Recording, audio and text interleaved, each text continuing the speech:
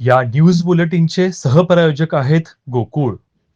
कागल तालुक्यातील राजकारणात प्रभावी ओळख असलेल्या पाटील कुटुंबातील तिसऱ्या पिढीने सक्रिय राजकारणात प्रवेश केल्याने तालुक्यातील राजकीय वातावरण चांगलेच तापलंय. शिवसेना शिंदे गटाकडून भाकवे जिल्हा परिषद मतदारसंघासाठी दिग्विजय प्रवीणसिंह पाटील यांनी आपला उमेदवारी अर्ज दाखल केला. बिद्रीचे माजी उपाध्यक्ष प्रवीणसिंह पाटील व मुरगुड नगरपालिकेच्या विद्यमान नगराध्यक्षा सुहासिनी देवी पाटील यांचे सुपुत्र असलेले दिग्विजय पाटील तरुण, सुशिक्षित व सामाजिक जाण असलेले नेतृत्व म्हणून ओळखले जातात.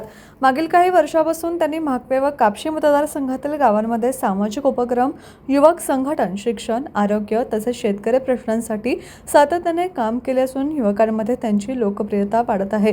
कैलासवासी विश्वनाथराव पाटील व प्रवीणसिंह पाटील यांनी कागल तालुक्याच्या राजकारणात व सामाजिक क्षेत्रात मोठे योगदान दिले आहे. त्याच परंपरेचा वारसा पुढे नेत दिग्विजय पाटील यांनी जनतेशी थेट संपर्क साधून विश्वासार्ह नेतृत्व उभं केलं असल्याचं बोललं जात आहे. उमेदवारी अर्ज दाखल करताना दिग्विजय पाटील म्हणाले, भाकवे मतदारसंघातील शेतकरी, कष्टकरी, युवक, महिला व वंचित घटकांच्या प्रश्नांना न्याय देण्यासाठी मी निवडणुकीच्या मैदानात उतरलो आहे. विकास, पारदर्शकता आणि सर्वांना सोबत घेऊन पुढे जाणे हेच माझे उद्दिष्ट आहे.